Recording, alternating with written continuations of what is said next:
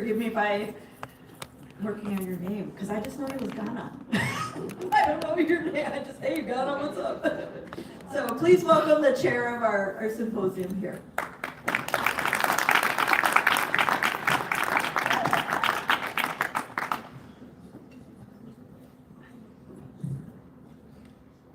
Good morning, everyone. I want to welcome you officially to this year's edition of the Indigenous Perspective Symposium. It is with a deep sense of gratitude and excitement that I welcome you all once again to this year's symposium. Today, we are gathered here on this ancestral homeland of the Anishinaabe people, specifically the Ojibwe, the Odawa, and the Putuani nations, whose enduring relationship with this land continues to guide our learning, our stewardship, and our shared responsibility. They have continued to defy the genocidal legacy of settler colonialists. They are a case study of what it means to resist and to show that the indigenous community and everything that is embodied in the identity construction of the indigenous nation cannot be exterminated. We begin today's conference in Goodwill with the Teal Lake singers, whose songs carry the heartbeat of our gatherings, and with prayers and words that reminds us that every learning space is also a sacred space, and that every food producing indigenous spaces are spaces of resistance, are spaces for regenerative reinforcement of what it means to have a traditional ecological food systems. This symposium is an attestation to this reality. We want to thank David Unyang for offering a land acknowledgement and Paul for carrying us with Anishinaabe prayers. This symposium is not only a celebration of indigenous knowledge, it is also a space for truth-telling. Across Turtle Island, indigenous food systems have faced deep disruption and dislocations. The industrialization of agriculture, with its focus on profit maximization, monocropping, and chemical dependency, has strengthened the delicate balance between people, plant, water, and soil. It has displaced native food waste, polluted native waterways, and undermined traditional harvesting practices that have sustained indigenous communities for countless generations. Such is the legacy of regret. Such is the legacy of depression. Such is the legacy of colonization. And such is the legacy of genocide. That industrialization of food waste and food communities and spaces across the world has left us with marked negative consequences on indigenous food system. And that is why this conference is a continuation of the resistance that started against the settler colonialists in our history in the United States, and that continues through this current moment. Thank you so much for keeping this resistance alive. Yet, even in the face of these challenges, the teachings remain strong.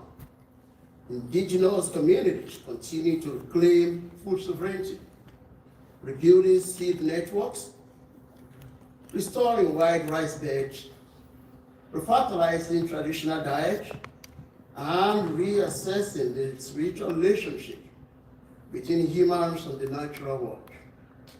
The story we hear today are stories of resistance, they are stories of renewal, they are stories of resurgence, and they are stories of identity re-living. We'll learn from Stephen Dutch, who works through the Great Lakes Intertribal Food Coalition to restore access to culturally relevant food. From Roger Labine, who carries the spirit of Menominee, our ancestral white rice, and reminds us that water and rice are relatives. not resources for colonial industrial exploitation. And from Jennifer Gutton, whose keynote and many ways of knowing teaches us how sustainability begins with indigenous ecological knowledge. And that's a challenge for our university on the need for us to revisit the conversation about mainstreaming and predicating sustainability in education, research and knowledge at the university on the basis of indigenous perspective.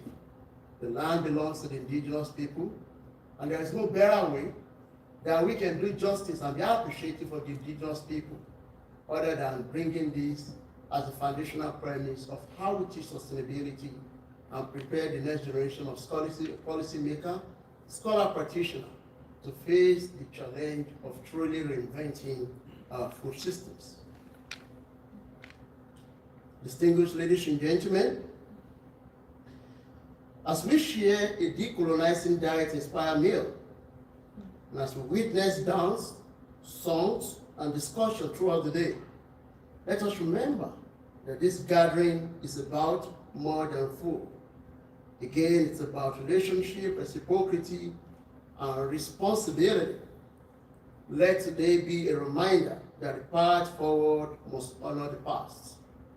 That the path forward must never be at the expense of the past.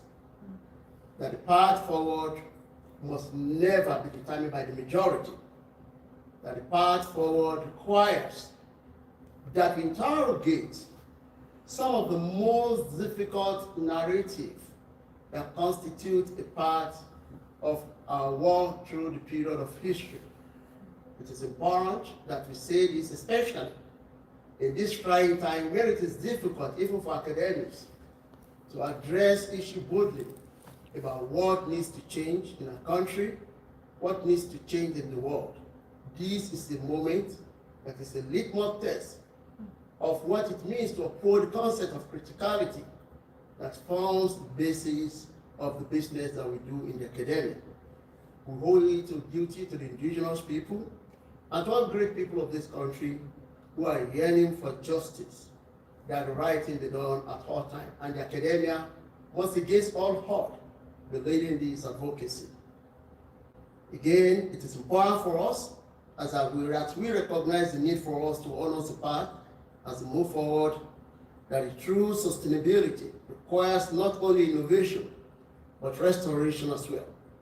And let us commit to working together, learning together, and nourishing one another in a good, just, equitable way. Shigmiwish, thank you for being here, for listening deeply, and for helping us carry this relationship forward. Once again, welcome to this Indigenous Perspective Symposium, and thanks to the members of the planning committee and to all of you in attendance. Thank you.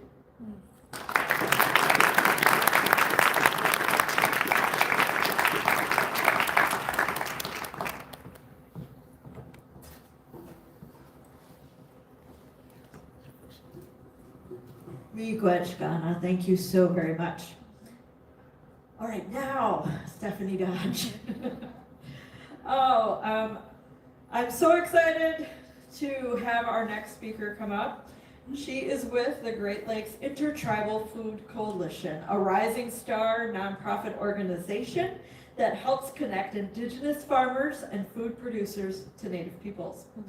Stephanie Dodge is from the Oneida Nation, Segoni, and a tireless advocate for revitalizing food systems that serve the needs of indigenous peoples.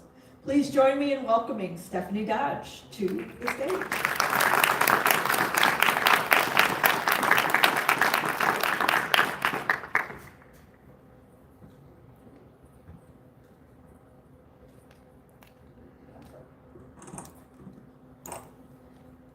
Hello. Can you hear me okay? All right, thank you. Washtay Jesli Sagoli Swagag Yagogwali Ningat. Good morning, everyone. My name is Stephanie Dodge, and as you heard, I'm a member of the Oneida Nation. I'm also a descendant of the Menominee Nation. I go by Yagogwali and Oneida, and Owashuki and Menominee, both mean bear woman. I'm a member of the Bear Clan. I'm really grateful to be here this morning and to explain a little bit more about the Great Lakes Intertribal Food Coalition and the work that we're embarking on. I currently serve in the role as the Intertribal Food Systems Coordinator out of the Menominee Department of Agriculture and Food Systems, and also with the Great Lakes Intertribal Food Coalition. And so I work closely with Feeding America Eastern Wisconsin in oversight of our Tribal Elder Food Box program, and working towards procurement with the producers in the area and oversight of distribution of that program throughout the state. And so I'll explain more about the Tribal Elder Food Box program and some of the other efforts that the Great Lakes Intertribal Food Coalition is currently undergoing. And so to start, the mission of GLFC is to heal our communities by strengthening our indigenous food networks. GLFC is comprised of all 11 federally recognized nations in Wisconsin and Lac Vieux des Terres in Michigan. We mimic the structure of the Great Lakes Intertribal Council, and so that's where those 11 tribes and then Lac Vieux des Terres came into play.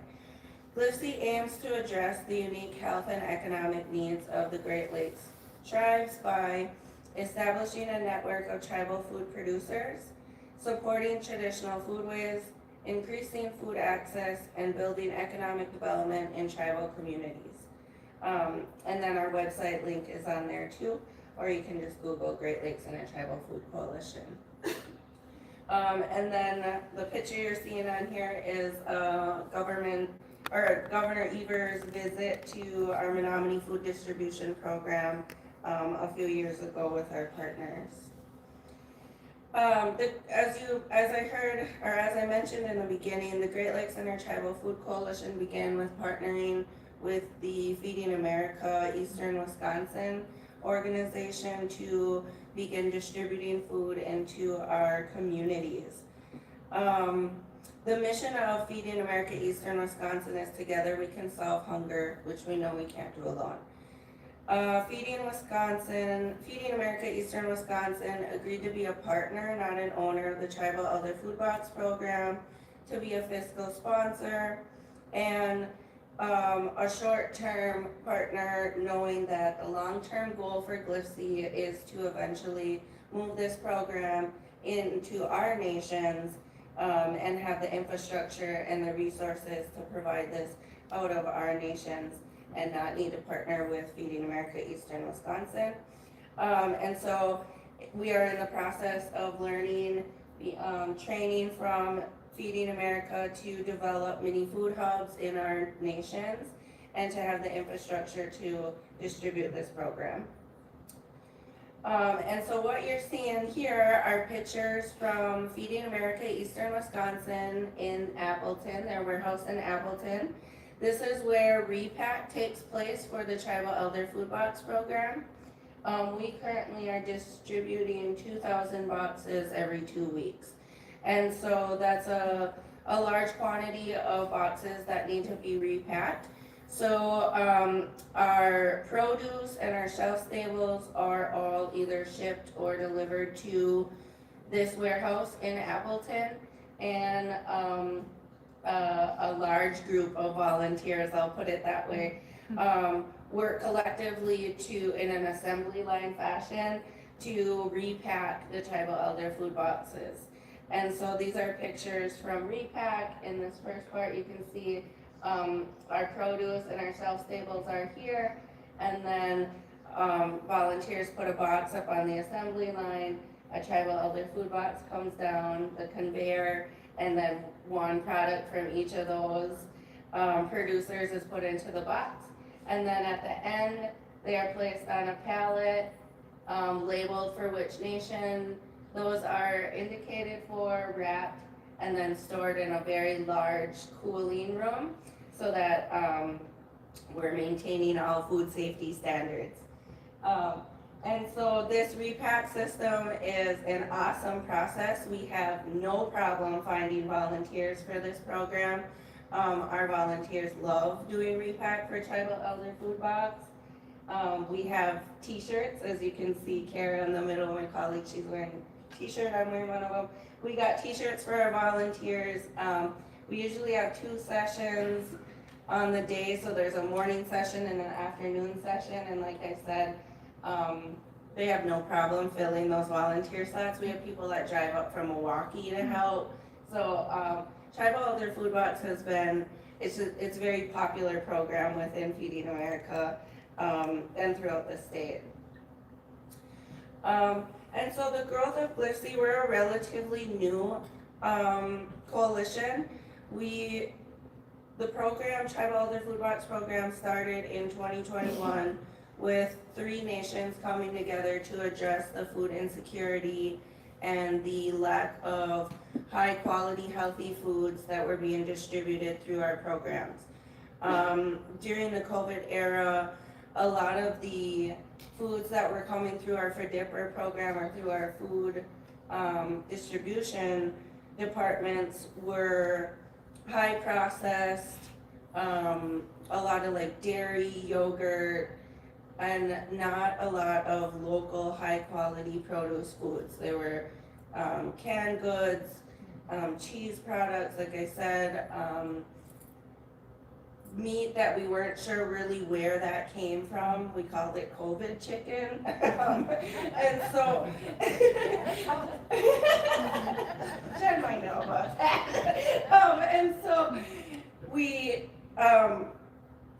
And so the nations, leaders within our nations were hearing from health officials that if our elders continued to intake these foods, it would continue to increase and impact their health disparities, diabetes, cardiovascular diseases, things like that. These foods were more detrimental than not eating them. So, but for the first pilot program, 3 nations came together. By the end of that year, they were serving 7 nations in Wisconsin. And then by 2022, those leaders went to the Great Lakes Intertribal Council to form the Great Lakes Intertribal Food Coalition.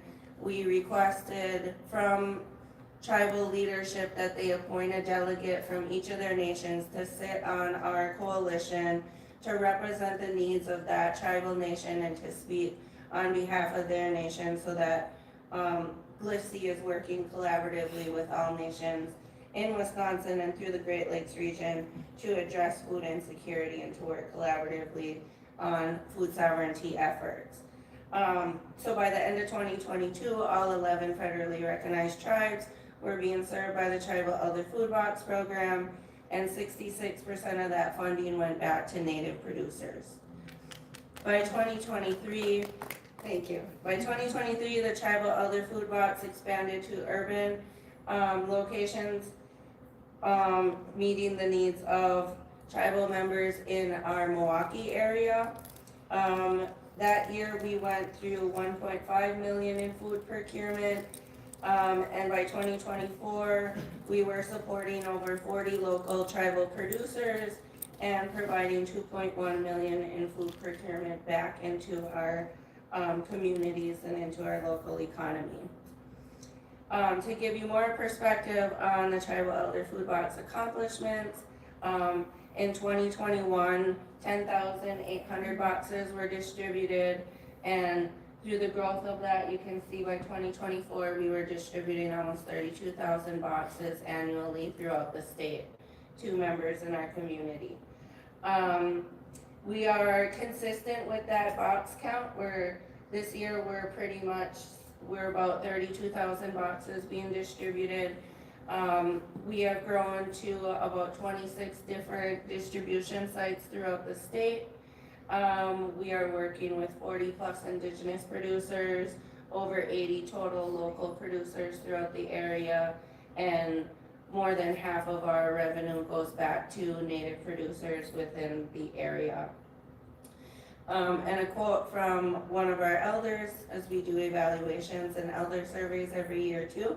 And so one of the elders had mentioned that the boxes have helped me reconnect to traditional foods of my childhood. They make me feel secure and have become some of my comfort foods. So for this year, 2025 program details, we have 15 distributions total. They start at the end of May and run through mid-December. They are bi-weekly distributions, so we do them every 2 weeks throughout the month. And we prioritize working with tribal producers, BIPOC, organic, and local food producers. And each distribution is 2,000 boxes throughout the state. So the goals of the Tribal Elder Food Box are twofold. We have elder goals that support access to fresh, healthy, and traditional foods, support positive health outcomes, and connect elders to culture and community through eating traditional foods. We also have producer goals that indicate providing stable market and economic opportunity for Native producers and to support food sovereignty through the increasing and opportunities to increase their capacity in other markets in the area for those Native producers. And so what you're seeing to the right are some pictures from some of our producers. We work with Michiko Ode, I can't remember that gentleman's name, processing, I believe that's wild rice. This is Forest County's Potawatomi's aquaponics, and Spirit Lake Native Farms, that's one of our Minnesota producers, Bruce Savage. So contents, what's inside a tribal elder food box? Typically a box is designed to feed 1 to 2 people, and we're finding out that majority of our participants are sharing food, trading food. They're also coming together to prepare meals collectively with their family. We're learning that a lot of elders are intentionally feeding their grandchildren these foods and introducing this to their grandchildren and really enjoying that interaction with their grandchildren and sharing this, having this opportunity to share a meal together. And so there's 2 to 3 proteins in each box. These are frozen, usually consisting of a beef, bison, pork, and fish, along with a dry bean. And then we are embarking a little bit more on eggs, but because of the complexity of shipping eggs and moving eggs, that's a little bit smaller distribution. We usually have 8 to 10 produce in a box, so it's not a small amount of food. This is kind of a bigger box. They usually range between 40 and 50 pounds. So fruits, veggies, fresh herbs, and a variety of seasonal produce. What we did find is that some of the root vegetables that are more frequent during this time of year are a little bit harder for our elders to process. So rutabaga, some of those squashes. We started working with one of our producers, Olden Organics, and they process those kind of more hardier produce into saute mix or roasting mixes for our elders so that they can more easily consume them and convert those into recipes. And that has been a huge, huge hit with our elders. In addition, we have 1 or 2 shelf stables. These are more typically our cultural foods, maple syrup, wild rice, dried hominy corn, corn mush flour, teas, jams, things along those ends are our shelf staples. I will add that our elders, because we put out a newsletter each distribution and we indicate where the foods come from and who those producers are. So our elders go out of their way to write letters, call, or reach out to our producers and share how happy they are, how grateful they are for the foods that they receive in the boxes. And our producers absolutely love this program, and they go out of their way to provide product specifically for the tribal elder food box. So I have producers reach out to me in February and be like, okay, I'm starting to plant in my hoop house, what do you need? And so this is a very, very popular program, and we have great reciprocity with our elders and our producers. On this map is showing you kind of the scale that Tribal Elder Food Box works and that the Great Lakes Intertribal Food Coalition has developed through their producer network. And so in purple are our tribal producers that span throughout the region. The orange with the white dots, those are our distribution sites throughout the state. I believe yellow is our BIPOC, and I think green is our non-native producers. Sorry, I don't have the table on there. But this gives you perspective of the scale and the range of distribution that takes place throughout the state. Not all of our tribal nations have set reservation boundaries. Some have different settlement areas, and so that requires multiple distributions for that nation to ensure that we're meeting their different communities throughout the state. In addition, we have 4 sites in Milwaukee, a distribution in Green Bay, and then we're looking at setting up one in Appleton as well to meet those rural communities. So really focusing on trying to meet the needs of our tribal communities throughout the state, both urban and rural. To give you a better perspective of what foods are coming from our native producers, we kind of indicated more specifically for proteins. Our native producers typically focus on beef, bison, chicken, pork, Great Lakes fish, and eggs. For produce, lettuce, bok choy, Swiss chard, kale, mushrooms has been a big increase this year. Garlic products, potatoes, radish, apples, and carrots. And then most of our shelf staples come from tribal producers in the range of strawberry drinks, wild rice, dry teas, maple syrup, maple sugar, products made from maple sugar, maple syrup, apple butter, applesauce, dehydrated hominy corn, and corn mush flour. So as you heard, the Tribal Elder Food Box program has 2 goals, right? We have elder goals and producer goals. And so as part of those producer goals to help increase capacity, the Great Lakes Intertribal Food Coalition has donors and philanthropy funding that we put together in what we created called the Native Producer Capacity Infrastructure Fund. And so last year we had $200,000 available for tribal producers to qualify for small grants around equipment or infrastructure. We were able to award 24 small grants up to $10,000 each. And these are examples of some of the equipment that we were able to provide to our tribal producers so that they can continue to increase their capacity. In addition, as you heard, the Great Lakes Intertribal Food Coalition is comprised of representatives from each tribal nation throughout the state. That makes up our coordinating committee, that's like our governing body. We are in the process of becoming a 501c3, so this will become our board. And we will be a true intertribal organization represented from each nation throughout the state, including Latvia is there. And so our coordinating committee, we meet monthly virtually and then quarterly in person.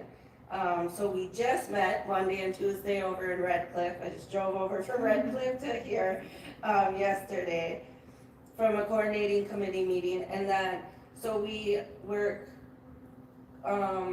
effortlessly to maintain transparency and to ensure collaboration between all of our tribes regarding food insecurity and food sovereignty.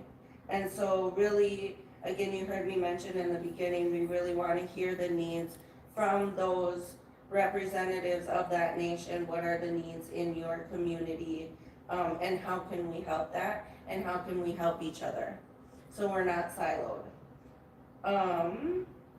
And then, as you heard me mention before, we also do evaluation on the tribal elder food box. We evaluate both our elders and our producers to ensure success of the program. Last year, we had a really good response rate. We send out digital surveys and paper surveys with returned envelopes, stamped envelopes, and that has been a huge caveat in getting responses back. So last year, we had 471 elders respond to our survey from all 11 tribes. Overall, great satisfaction of the Tribal Elder Food Box program. As you can see down here in this grid, majority of our people are very satisfied with the food that they receive in the boxes. And on the pie chart up here, this indicates how many boxes a typical elder picks up throughout the program. So our two top highest parts of the pie chart range between 3 to 5 boxes and 6 to 8 boxes, with the next tier being 9 to 11 boxes. So what this is telling me is that elders are continuously coming back to get boxes. It's not just a one-time thing. They are actively repeating to seek out these resources. And out of these elders, almost 75% have indicated that they've seen an improvement in their health and their diet through the Tribal Elder Food Box program.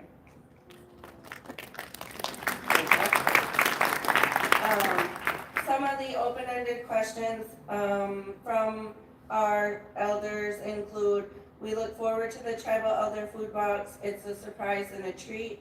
I don't know enough about hunting and gathering, so I love this box. I'm trying to learn more about gathering and making salves and teas.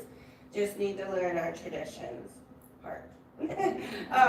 Not only is the box full of great food, but the people who hand them out are very friendly, always have a smile on their face, and I appreciate that. And so, like I said, these are distributed from our food distribution departments in our tribal communities. Elders drive to these sites and then they pick up a box. A lot of them really enjoy this element of being able to get out in the community, see relatives or people they know, share with each other. So that has also been an added benefit. In addition to, like I said, in addition to the surveys of our elders, we also did surveys with our tribal producers to get an understanding of their needs, things like that. This is Isaiah Skinador. He's one of our tribal producers out of Oneida, Wisconsin. He does chickens and beef. And so Isaiah said, during elder box season, I often think back to getting commodities with my grandma and how resilient her generation was. I take so much pride in providing high quality food to the program, knowing a grandson like me out there is eating high quality food with his grandparents rather than the processed government food that has led to many of the health crises natives face. And so this is Isaiah with his children, and then through the Native Producer Capacity Fund, we were able to help buy him a movable chicken coop so that they continue to graze on fresh areas of his farm. So that's one of the elders. In addition, GLIFC is looking at other initiatives around addressing food insecurity and food sovereignty. And so one of the new concepts that you're hearing throughout like our public health spectrum is food is medicine, and preventative care through food is medicine. And so some of the new ways to do preventative care is looking at what they're calling produce prescription boxes, medically tailored meals or medically tailored groceries. And then we're also looking at farm to school initiatives for our youth. And so last summer, we met with DHS, Department of Health Services, and Wisconsin officials related with the CDC, who are providing grants and funding towards food is medicine initiatives such as the produce prescription boxes or medically tailored groceries. And so we brought these individuals to our Department of Ag and Commercial Kitchen, our new commercial kitchen in Menominee, Wisconsin, where they participated in a hands-on activity where they made their own lunch out of foods from the Tribal Elder Food Box, and then we shared a meal together.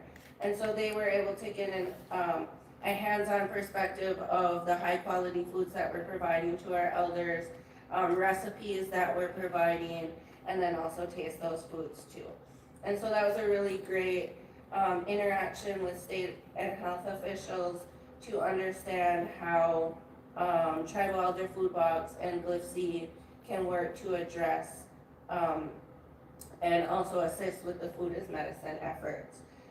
And so we're looking at this as another way to sustain GLIFC and the Tribal Elder Food Box program. And so how can we fall in line with this in lieu of services, and then how can this service best meet the needs within our tribal communities, and continue to embark on those other programming efforts that we want to continue, such as first foods options for pregnant and breastfeeding moms, providing high quality healthy foods for pregnant and breastfeeding moms, and in addition looking at produce prescription or medically tailored groceries, things like that. Before we move to questions, I just have one video that I want to share regarding the Tribal Elder Food Box program.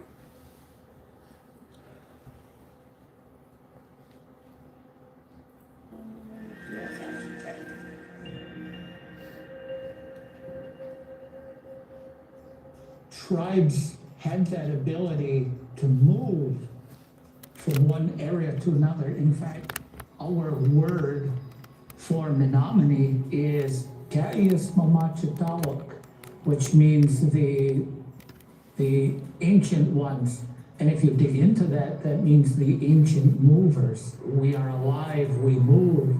We take only what is allowable and sustainable from the environment, from where we live. Ancient movers connotates moving from a hunting camp to a fishing camp to a ricing camp to a gardening camp, and we did that in a sustainable fashion. They have a long-standing, evolved traditions over millennia on how to sustain themselves healthfully in the Great Lakes region. Those traditions are based on the ecosystem, the various tribes and cultures that were in place. With the development of reservations and through the treaty era, a lot of those food systems and trade routes were no longer in use. A lot of Native people became dependent on government rations and very different foods such as like flour, oil, things like that that we weren't really accustomed to. And through the years, the intake of those highly processed foods has led to a number of health disparities in our communities. Statistically, the Native Americans in our region have higher rates of cancer, diabetes, and other cardiovascular problems, which actually mirrors most of the American population. And there's very good reason to believe that diet is a major driver of those problems. Some of the health effects that we've found from having to live in these food deserts as we do, we've found that as far as some of the health indicators go, Native peoples are at the bottom in many of those indicators. During the COVID era, we, staff and individuals from a few tribal nations came together to address some of the food insecurity and lack of healthy foods that were coming through our food distribution sites and being disseminated into our communities. Putting our minds together and working collectively with a few nations to start providing local, high quality quality foods is where the Tribal Elder Food Box program began. And then it grew into serving all 11 nations in Wisconsin. What we've done as we've started to form this coordinated intertribal foods coalition, initially we started with 3, and we looking at the food distribution program on Indian reservations and implementing a public law that allowed tribes to be able to take control over certain funding streams that already were coming into the tribe. The services were. The idea is local, an emphasis on Native American growers, an emphasis on the overall concept of revitalizing like a trade network, like a trade hub across the tribes. What we wanted to do was say the money you are spending for our programs, let us take that money and let us decide who we purchase the ground beef from, who we purchase the wild rice, some of the canned foods and vegetables. We wanted to instead use that funding to purchase from tribal producers to really get fresh foods into our food distribution programs. A Tribal Elder Food Box consists of an array of healthy, traditional, and cultural foods. So we focus on proteins, produce, and shelf staples that are relevant to this area, the Great Lakes region. So all of our procurement for food is done from local producers in the area. And those boxes are distributed within our tribal communities to elders 55 and older. The whole point of the project is to use an Elder Food Box program, which is relatively small scale, as a demonstration for how a regionally focused, traditional, tribal food network could meet the needs of bridging the gap in nutritional disparities. We right now distribute 2,000 boxes every 2 weeks throughout the state to about 25 different sites. And so we are still within our tribal nations establishing infrastructure for us to eventually at some point potentially take over those efforts with repack and distribution. Looking at developing mini food hubs in our nations, meat processing, transportation, things like that are all elements that we're currently in the process of trying to develop. The AHW specifically funded their promotional activities with their videos, and that was a big help to them. It gave them the funding to dedicate some personnel to making sure that story was told in a complete manner that conveyed the message they wanted to convey. AHW funding provided salary as well as assistance with resources and supplies to help keep the program in development. And so it provided the funding source for my position, the Intertribal Food Systems Coordinator, who does a lot of the procurement for the Tribal Elder Food Box program and also works really closely with Feeding America Eastern Wisconsin. Through this position, we were able to establish that network of local producers in the area and maintain the ability to grow that network of producers by continuing to offer resources such as the videos that were developed out of AHW that highlight the efforts of the Tribal Elder Food Box program, but also highlight what the needs are of our producers and how this program helps local producers in the area.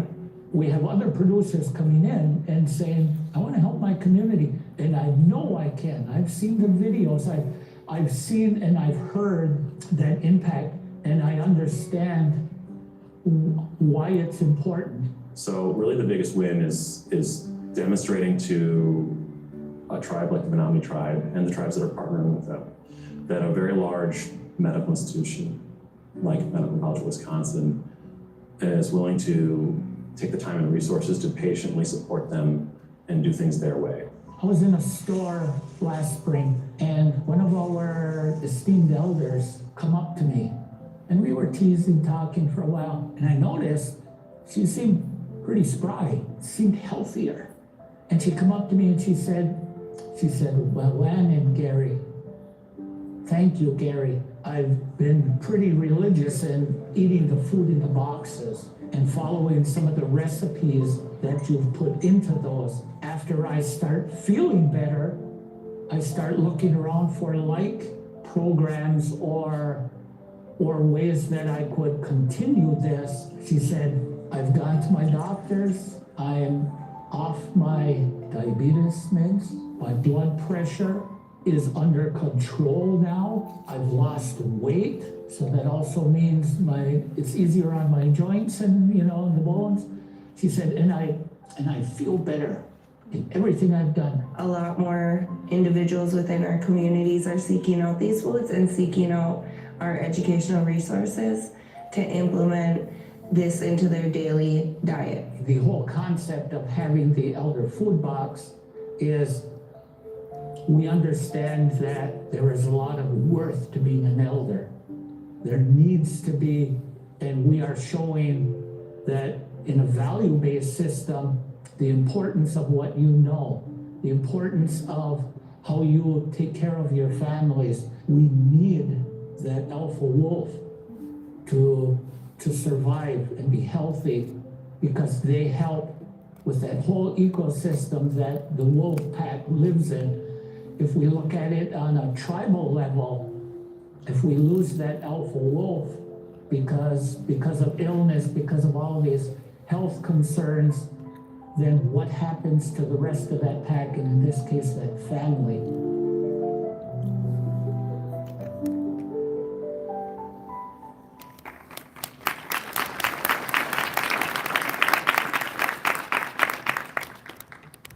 That's all I had. Our contact information is up here and a QR code to our website if you need. Thank you, everyone. We have time for a few questions. If anyone has any questions. Over here.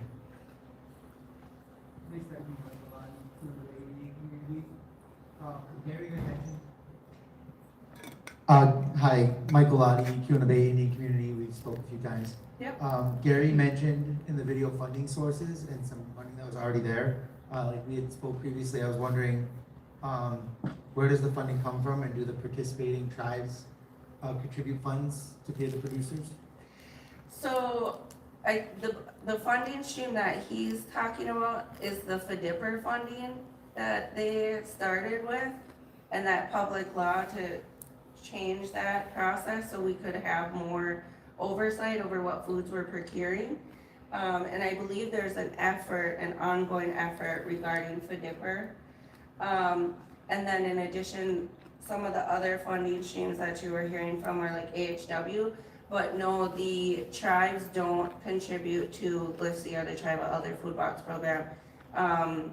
LFPA, Local Food Purchasing Agreement, is one of the grants that we are using, in addition to state funding from Governor Evers. Biannual state funding are all elements that support the program. And then just a follow-up question, you mentioned Lockview Desert as part of the program, and they're not included in Wisconsin, so they might not be covered under the same funding. How are they? Right, that has impacts through the biannual funding, so we currently cannot provide boxes to Lockview Desert, but we work with their producers in that area, and then they are a part of our coalition too. Is there a way that KBIC can become involved in the coalition? Potentially, I know we've reached out and talked about how to model this over here, so we'll see. Awesome. We got some more questions over here.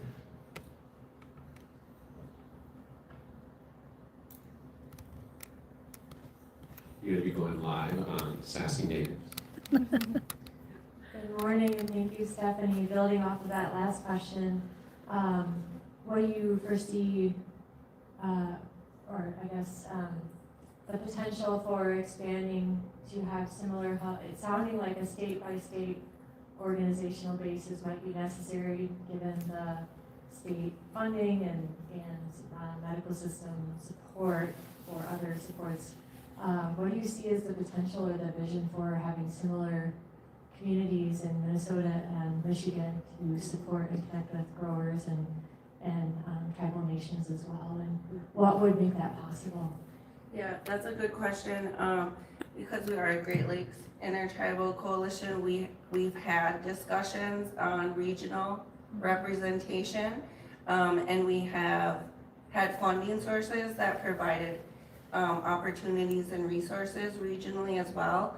However, with the administration we're in, that grant was eliminated. So there was a regional foods partnership grant that was looking at providing business builder awards to tribes, and that was Michigan, Wisconsin, Indiana, and Illinois. We worked with NMU through their regional business department. So we are looking at efforts regionally and how to potentially set up policy so that we can start working a little bit more collaboratively throughout those states.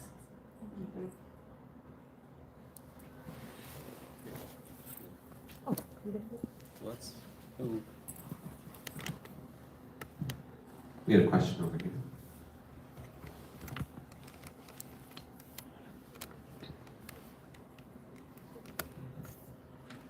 I was just wondering if you could talk a little bit about the manure that you'll procure, if you happen to know, say, total annual pounds that you need for wild rice, and just a little bit about that particular. Good question. We work with producers, like I said, throughout the Great Lakes region. We have a number of wild rice producers that we work with. Gosh, I don't know off the top of my head how many pounds in total we procure. Typically, I will say our typical unit is a half-pound bag of rice that we provide. So it's usually a total of like 1,000 pounds per distribution of rice. And then some of our producers do 1 pound bags of rice. So that would be 2,000 pounds per distribution. I would say we give out rice at least once a month. I can get you better quantities, but in addition to the Tribal Elder Food Box program, as you heard, we're starting to develop those little mini food hubs in our communities, and we're starting what's called an inventory fund. And so we're also buying bulk orders of product so that others can eventually purchase that from Glyphsy and not have to go to all these different producers. I would say just a guesstimate, maybe 10,000 pounds of rice we're buying annually, roughly guesstimate.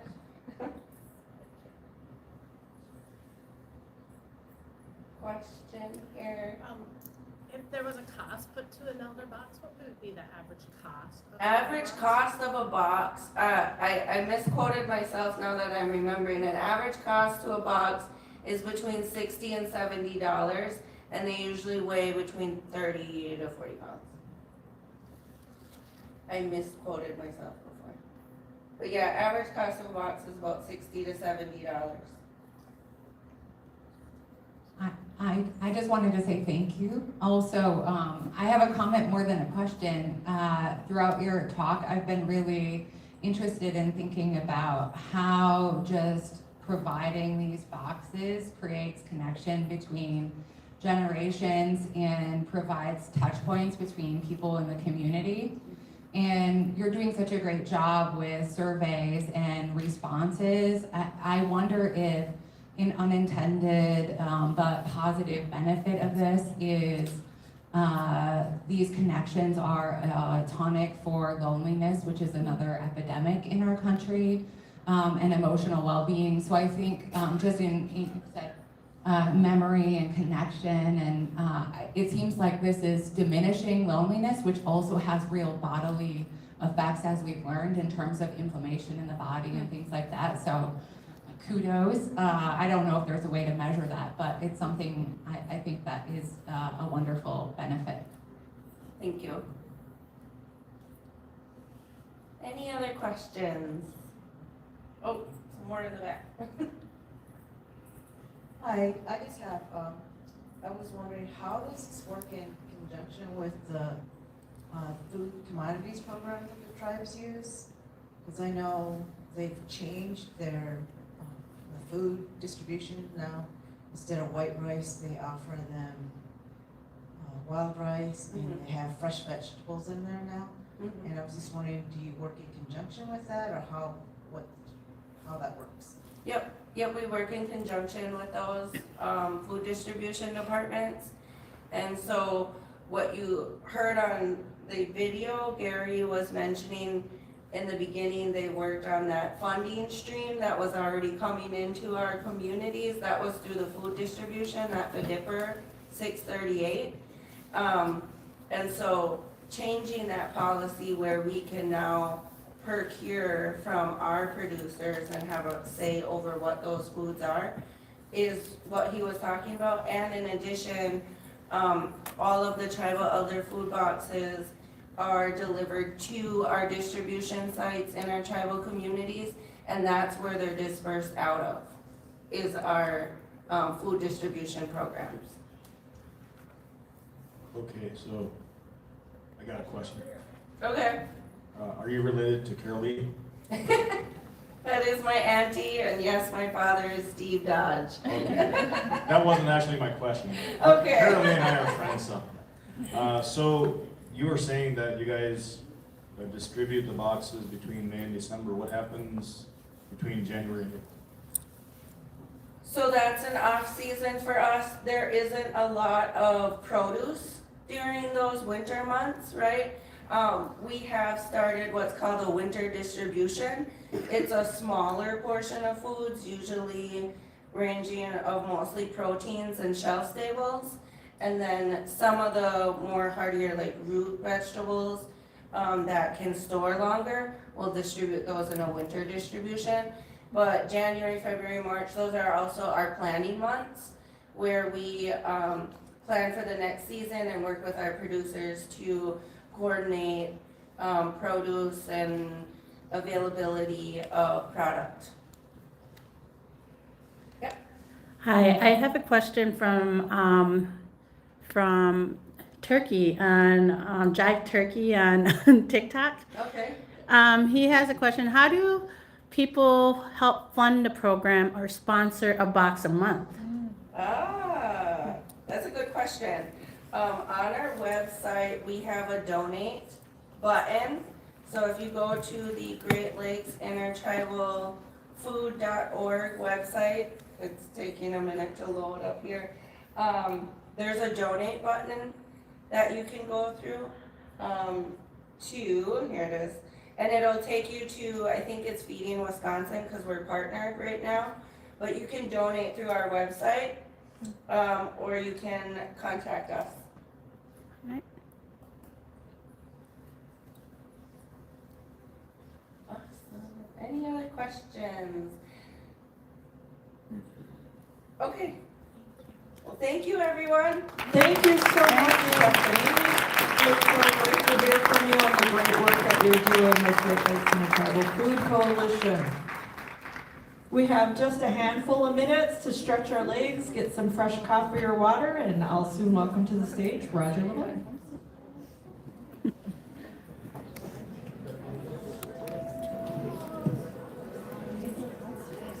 Thank you, guys. Hang on here.